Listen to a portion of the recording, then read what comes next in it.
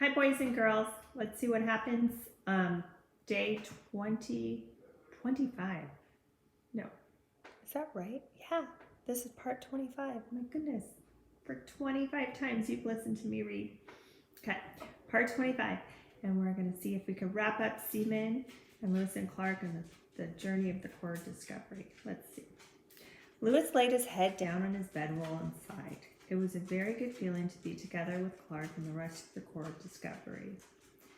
His wound throbbed, but he was not worried about it. Clark had taken a good look at it and declared it was not serious. Later that night, Lewis wrote in his journal for the last time on the expedition. He noted that it hurt to hold himself in a position to write. Captain Clark took over the job of recording their journey. Before he fell asleep, Lewis called Seaman to his side. Stroking the dog's long fur, he reflected on the events of the past month. Near the end of their journey, the expedition had met up with some Blackfeet and some bad luck, but their luck was changing. The core of discovery was all together again. Soon they would be heading home. Wilderness Farewell, August 1806. The reunited Corps of Discovery set out on August 13th, 1806, on their second day of travel. Seaman put his front paws on the side of the canoe and gave his greeting bark. "Hello, hello," shouted Clark. He smiled and waved. "We're back. We returned from the Western Sea." Lewis painfully pushed himself up to see who Seaman and Clark were greeting. Indians stood along the bank. Behind them were the Mandan hunts. The villagers ran down to the riverbanks to welcome the explorers. They smiled warmly to see their friends returning after such a long trip. The expedition made camp near the Mandan villages. A stream of Indians came to visit. Captain Lewis could not sit up yet, and his wound was too painful for him to walk much, but he was delighted to be surrounded by the Mandans. It was a homecoming for the explorers. Around the evening campfire, the captain talked eagerly of the bigger homecoming, their return to the United States. Seaman lay beside Lewis on the end as they talked. The dog's big heart rested contently on his paws. And there's a little picture, I don't know if you can see it.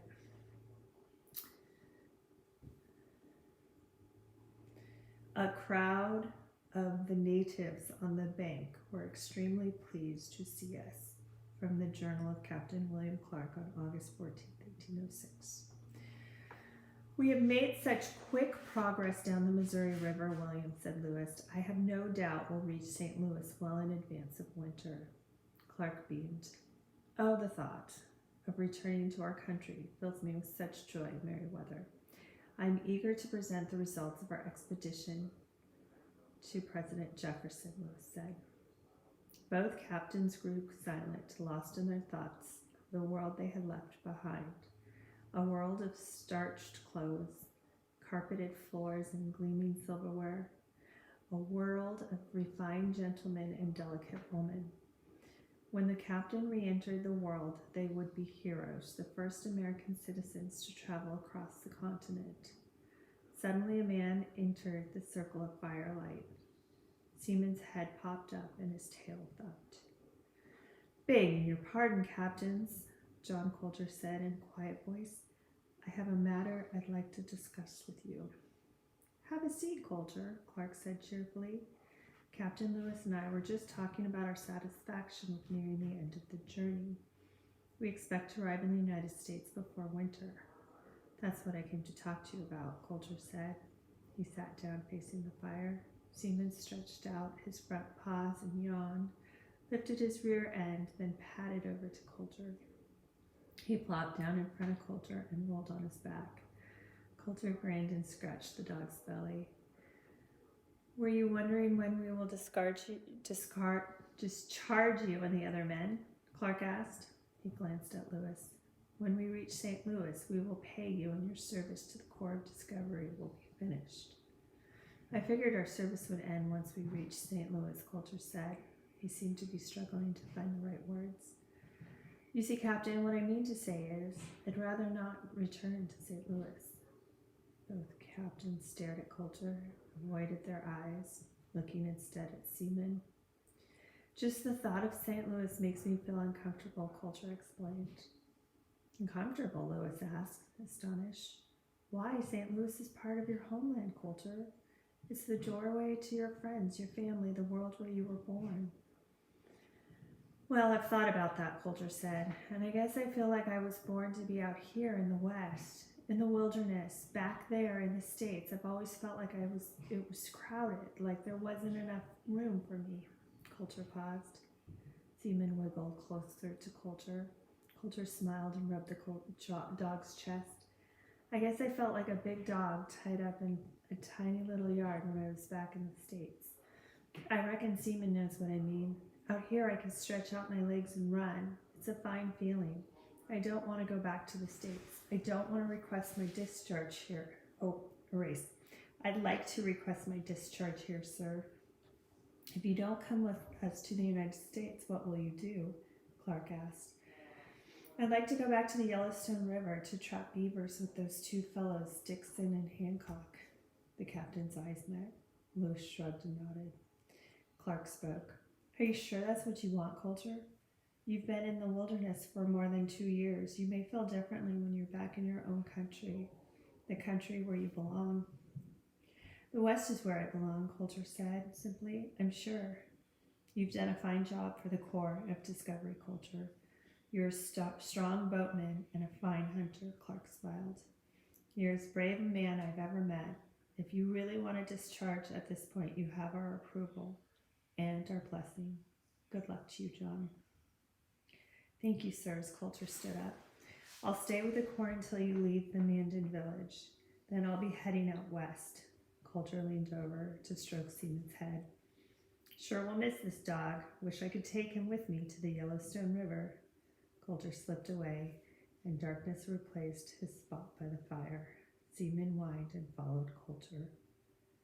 How quickly a man can forget the customs and pleasures of his childhood, Lewis exclaimed. Clark shook his head. I don't think it's that, Meriwether. I think John Coulter has discovered the man he really is. In spite of the customs and pleasures of his childhood, he was born to be in the West. It suits him as well as it suits your dog, Seaman.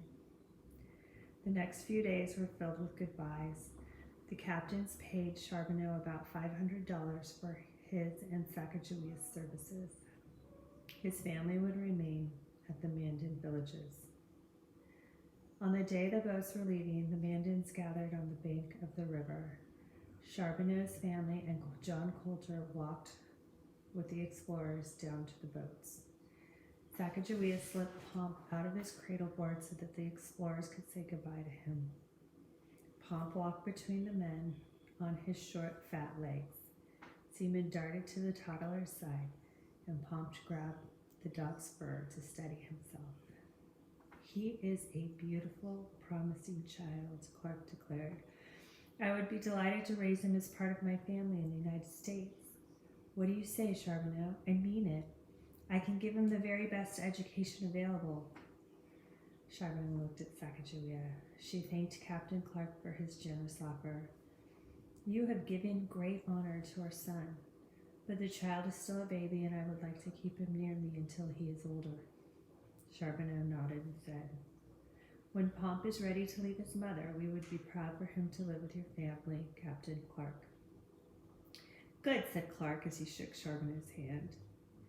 We will send letters by the traders who use the Missouri River. He clasped both of Sacagawea's hands. Then he picked up Pomp and kissed him on the forehead. John Coulter helped the explorers load the canoes for the trip home, but he left his own gear on the riverbank. The men shook hands with him, slapped him on the back, and wished him luck. York chuckled as he said goodbye. I always said John Coulter likes to eat danger for his dinner. Take care of yourself. Coulter smiled. Don't worry about me, York. You've got me spoiled on your cooking. I don't like the taste of danger anymore. George Shannon clasped Coulter's shoulders and said, Remember how good that Kentucky sunshine feels? The sun shines on the plains, too, Coulter said. What do you say, Shannon? There's room for more than one Kentucky boy out here. Not for me, Shannon said. I'm planning to trade my bedroll for some books. I want to study law when we get back to the States. Coulter nodded and the two men shook hands. The explorers piled into the boats and pushed off. Charbonneau's family stood on the bank of the river, and Charbonneau called out, Bon voyage! Sacagawea held up little Pomp. He waved his chubby hands and shouted, Seaman! Seaman stood in one of the canoes and barked his farewell. Lewis lay on the bottom of the canoe next to Seaman. As the boats pulled away, the captain was silent, deep in his own thoughts.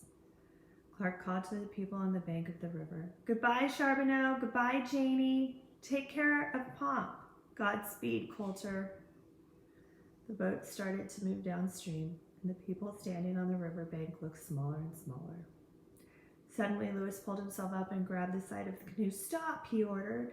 The explorers looked curiously at their captain. Lewis stroked Seaman's face and said something quiet to the dog. Clark asked, What's wrong, Meriwether? Seaman licked Lewis's face and nuzzled the captain's ears. The dog looked at the people standing on the shore, then whined softly. Lewis nodded and tapped Seaman's back. Seaman paused, looking at Lewis's face, then leaped into the river and swam to the bank. Barking, he raced towards John Coulter. John Coulter ran to meet the dog and knelt down beside him. Take care of him, Coulter, Lewis called. Oh, it makes me kind of want to cry. Lewis called in a hoarse voice. John Coulter looked up, confused. He was born to be in the West like you, Lewis said.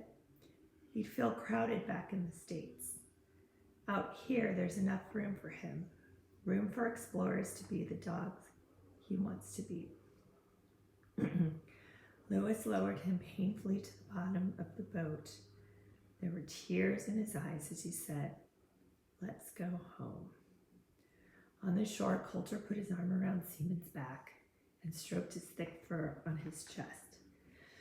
Sacagawea carried Pomp over to Seaman and put the toddler on the ground next to the dog. Pomp giggled and grabbed the fistful of Seaman's fur.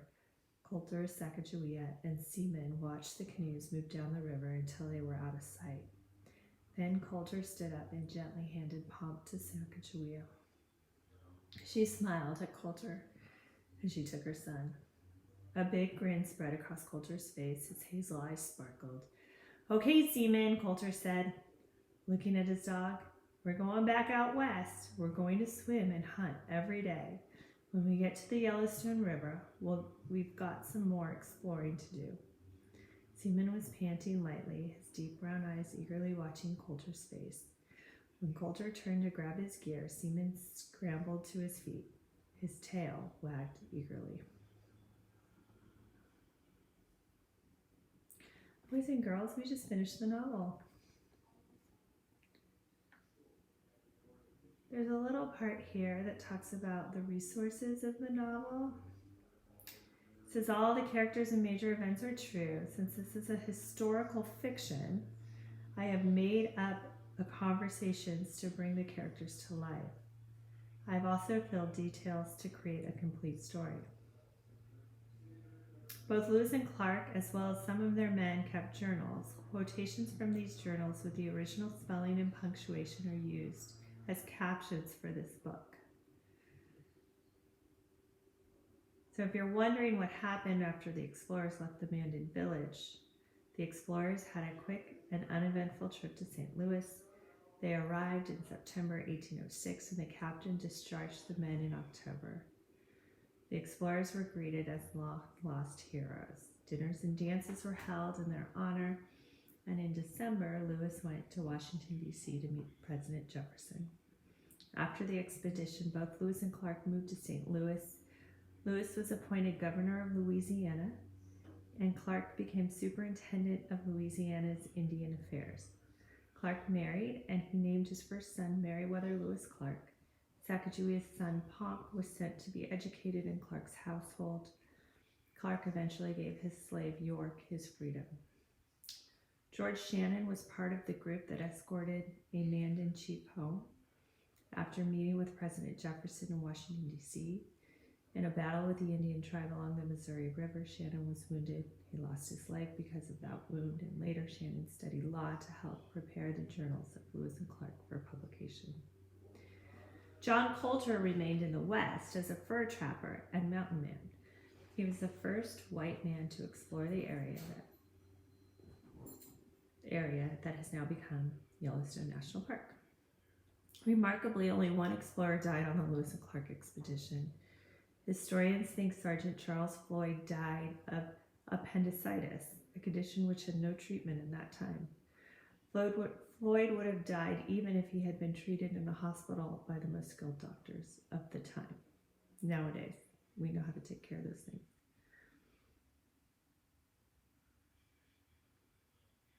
And then that's it. Talks about how you can see the things. If you want to find out more about the expedition, there's an explosion of information about Lewis and Clark, a number of wonderful new books to help you learn about the exciting time. And being from Oregon, and where the Columbia River meets the Pacific Ocean, you know there's all kinds of things, the end of the Oregon Trail. Boys and girls, thank you so much for listening to me. I've so enjoyed reading to you, and I hope that you have a chance to get out and explore parts of Oregon and the Oregon Trail, and think about the story that we got to share over the past 6 or 7 weeks together. Okay? Happy summer. Thanks for listening, and I'll see you guys in 5th grade. Bye.